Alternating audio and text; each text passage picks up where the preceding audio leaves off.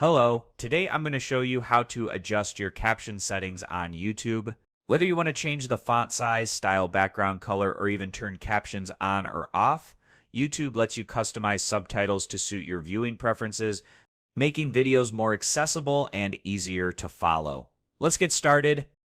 Go to the YouTube website. Click on your profile icon at the top right corner of the page. After clicking your profile icon, choose Settings from the drop-down menu. In the left sidebar of the settings page, click on Playback and Performance. On the right panel under Subtitles and Closed Captions, if you want captions to always be visible, keep the checkbox ticked. If you want to include auto-generated captions, check that option as well. You can uncheck either option based on your preferences. That's it.